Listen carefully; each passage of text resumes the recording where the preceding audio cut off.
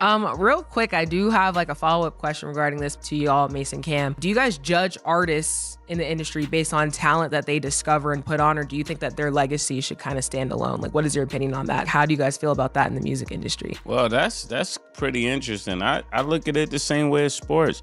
Like, Michael Jordan has not been able to get the Charlotte Hornet team to win. It has nothing to do with Mike as a player. To me, I can't look at Mike for what his sons are doing, right? Unless you're going to have people living in people's shadows, and that's never really good. But Mase, that's interesting to know.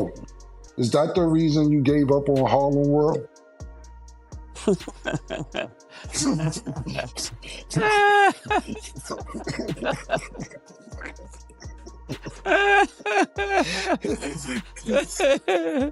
This is James Harrison, right? Yeah, this is that.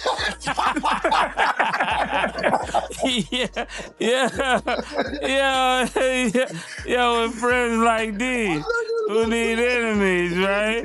Yeah. No, but for real, that's a good point, Killer. That's a good point. That's a really good point. That's a really excellent point. I gotta think about that. Is that why I gave up on them? I didn't really give up on them. I think I was in just a transition mentally, and they were actually moving. But the good part about them is that I was so hot at the time. They actually are certified gold. That's the amazing part about it. I was just about to say that. Yeah. They have a gold album. They got a gold album just off the arm. You know what I'm saying? So that's fire. So that's interesting.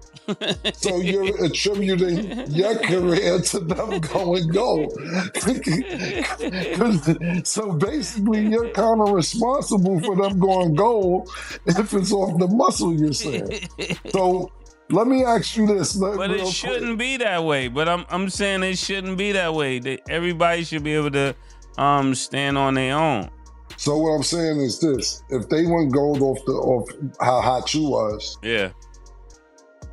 Do you feel they wasn't that good? No, I think actually it was a lot of no, for real. I think they went gold off of me because their talent didn't get time to really curate. Like, you look at somebody like Loon that came out of that group. Loon goes on to do amazing things and make amazing records with Puff. Then you get Cardan, who goes on to do and collaborate, you know, with this whole Nelly album, right? Which goes 10 times platinum 2 times. So there's a lot of great things come out of that. Then you got HUD that comes out of that, God bless, that goes on to help Benzino, goes on to help The Source, goes on to be with Dipset. It was a lot of promise that came out of there. Even Blinky Blink in my sister's state, she made a few dollars. It was my way of giving everybody a check, you know, without giving the money out of my pocket. And if the really killer, if we were talking, that would have been our deal. That would have been me, you, and somebody else. So I really think it worked out. No, I think it was great too. You just left them and stuff. Just got up out of there. Niggas went gold and said, I did what I had to do. I'm out. Nigga get you, help you go gold. It's on you at that point. I would think. Murder, you helped me go gold. I ain't asked you for nothing since. Yeah, man. Nigga put your, nigga say water, this is horse, pause. Horse, this is water, you know? They gotta take it from there, right, Mo? And Killer, what would you say? Let's give you the same question. Do you want to be responsible for what niggas is doing today? That's, you know, I don't really want to go down this road. But if you want to go, I'm in third gear. I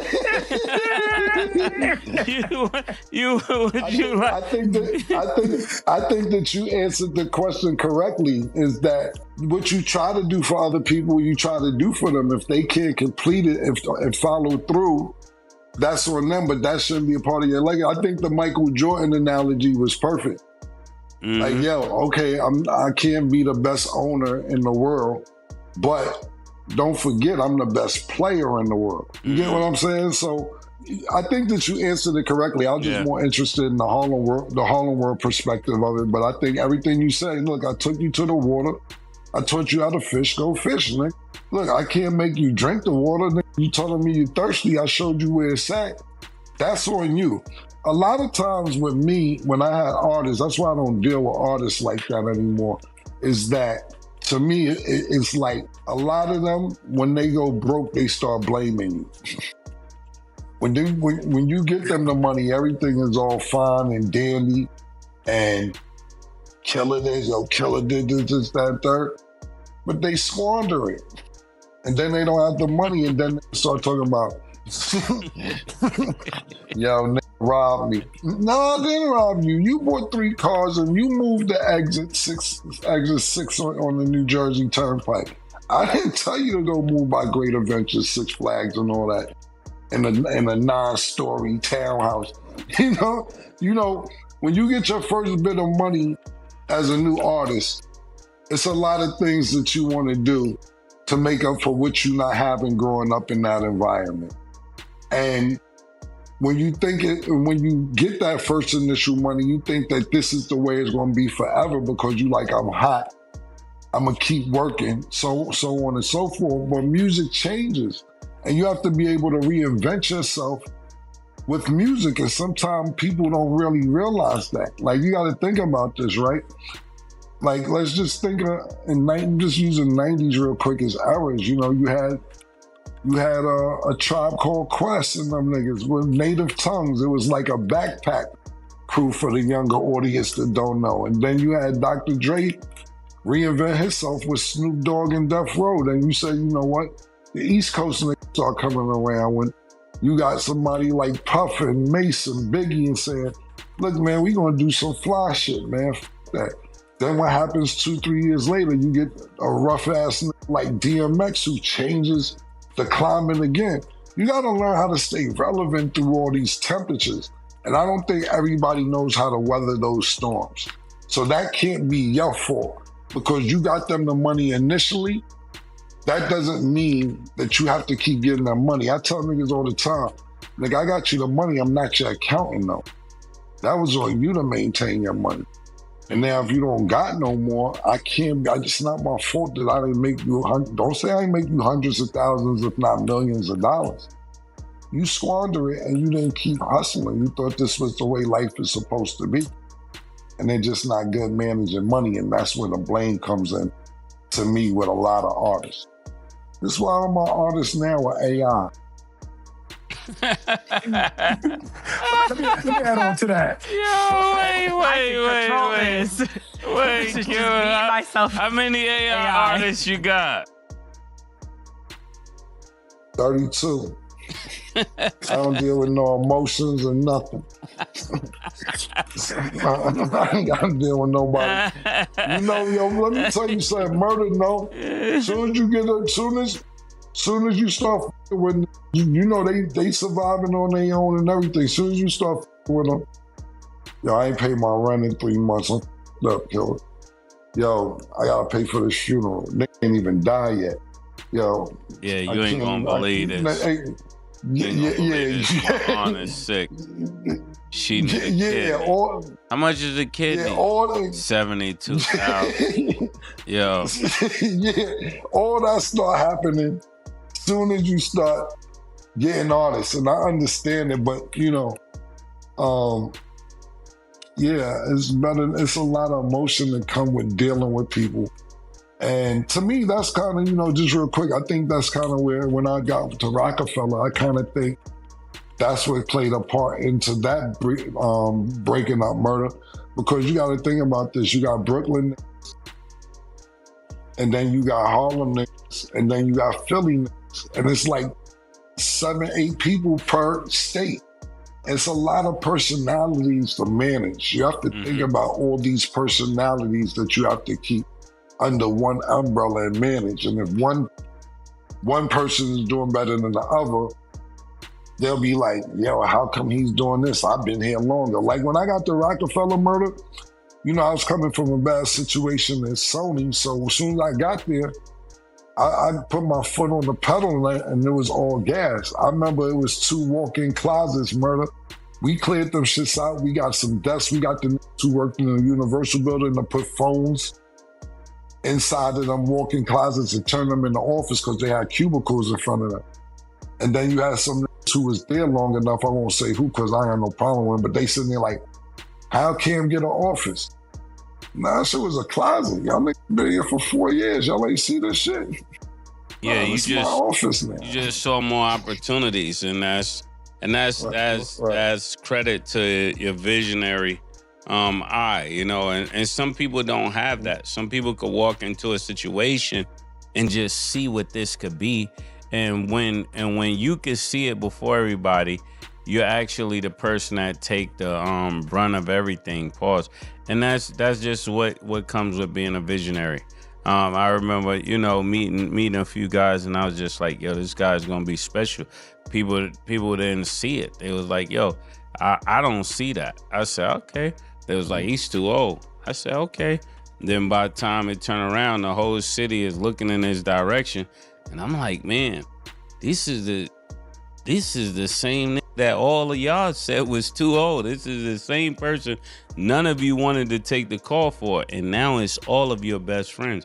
It's just weird how hip hop happens like that. So this is a really good conversation. Who are you talking about? Huh? Who are you talking about? I wouldn't say his name. Okay, gotcha. Yeah. I think being able to pivot and being able to turn water to wine, for example, I just think that you have to be a special person to do that, because what really is happening that we're really talking over is really they're just pocket watching. That's all it really is. They're pocket watching. So as long as it looks like you're lending them your legacy, right? If you're letting somebody stand next to you, you're lending them your legacy. When Cam was letting people stand by him, he was lending his legacy to them. If somebody stand next to me, I'm lending them my legacy. And the same for everybody here. So when a person first gets into the business, they're so excited because they do understand that you're lending them your legacy. But then when things don't go right, it's kind of like just so heartbreaking to see people constantly just going against people that you know this person helped you. This is the same person that put you on. This is the reason we know you. This is the plane you came on, right? And now you're shooting at the same plane that you came on. Is just crazy. It's crazy. Like, to me, even though I've been through many things, even like with the label that I was, you know, given the opportunity on, if he never goes at me and I didn't have to clear my name, I would never go against him. But I couldn't do that. You know what I'm saying? Because of just what it is that I believe if somebody turn a light on for you, that's just the person you gotta value that. Even though you can't value what they've done or what they've done to people, you don't have to value any of that. I don't have to stand for any of that, but I can value the opportunity that was given to me. I would have been working at UPS. Who knows? You know, I was before that. I was working at the AMC Theater. I was calling killer. I was fighting at the AMC Theater. That was the first job I had. Yeah. And to think that you come that far, right? It's just beautiful. Yeah. So I don't have a lot of things I can say, but when I tell my story, I'll have to tell my story. I wouldn't just like shoot down at somebody else. Yeah. I don't get my millions that way. My money comes through blessings, man. I don't get my money that way. Hate that. Well, that was a good discussion. And then even to Mase, Maurice, and Ken's point, like, I do think that you embrace the moment that is given to you. Because even for me, I know I'm not an artist, but y'all discovered me as talent, right? And that's something that, one, I'm going to be forever grateful for. And two, it's one of those things that's like, I see the opportunity was given to me. And it's like, I know whether you guys, however you guys decide to view it, I'm like, one, because my respect is up here for y'all. I'm like, one, I want to be able to prove things to myself and to y'all. Like, okay, y'all didn't just give me this opportunity. I'm just going to sit here and just make it be that. I also want to be able to stride and do things in different ways and different lanes. But just because it might not be what other people picture for me, or even necessarily what you guys might expect it to be pictured for me, as long as it's success that makes sense to me, I think that's ultimately what matters. So people are going to view things in different ways. People are going to tell you how you should do things. And I think ultimately that's going to come down to you. But I don't think you should ever be ungrateful, or I hate to see people kind of like shit on people who help them get to the points of life that they got to, because it's all part of that process and all part of that journey. So what you decide to do with it, I think definitely. Yeah. Another thing I was thinking about was when you think of, like, when people see you, like brands, I think young artists need to know this, promoters need to know this, beat makers need to know this, singers need to know this. There's a world of sponsors and a community of wealth that's watching you do this to another entity. So when they see you do this to another entity, even though it lasts and you're hot about what you're saying, anybody watching you should be like, is probably like, I would never hire him, or I'll never give him this type of opportunity, because if he'll do this to this person, he'll definitely do it to me. And I don't think people in this generation consider that, and they need to start considering that. Good points, good advice, and good. A lot of money they're losing by doing that. Because there's somebody else watching it that may want to give you a few $1 million. But now that they're watching this, they're like, And that's probably why a lot of things go well for me behind the scenes, because people look at that and they're like, man, you did say something, but you waited 1,000 years. You know what I'm saying? It's like you let it go on as long as it could go on, and then you had to say something. You had to say something. Yeah. It was right to you. Yeah. Yeah. Maurice, did you have one more question before I move on? Well, no, I mean, it'll be belaboring the point, but what I was going to say to Cam's point was that I think a lot of stuff, I don't care if it's artists, I don't care if you're doing business and you have friends, but where I think people mess up, this is just for people in the comment section. Everybody, when they connect with somebody, I think famous or who has like status, I think everybody considers everything below that person's status as a failure. And I think people really mess up with them trying to become the person that's really giving them the opportunity. So if things don't pan out in their life the way it's panned out for them, they look at it as an opportunity. So like when Mase said, all these dudes end up having different opportunities. I think that if dudes actually just shifted their mind and say, okay, if this is all I got out of music, like I've made it a lot further than somebody else. And so maybe they need my cards to be a superstar. Everybody doesn't have the personality, nor do they have the seats for everybody to be a superstar. And I think that's where people build resentment around, like, I don't know, just from bad perspective. Yeah. Where you could just say, hey, man, if I've only taken it this far and this is all I had in the cards for me to do music, that's all of what it is. I just make the most out of that.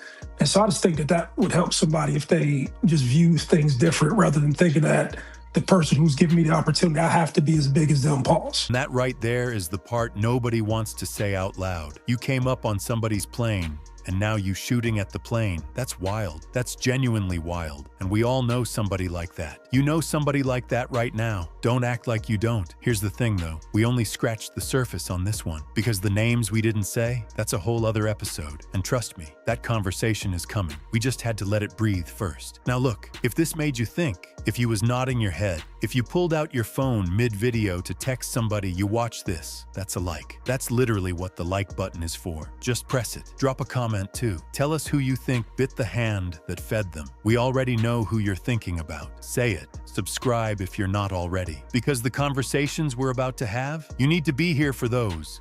Not catch up on those. Actually be here. We'll see you next time. And next time, we saying the name.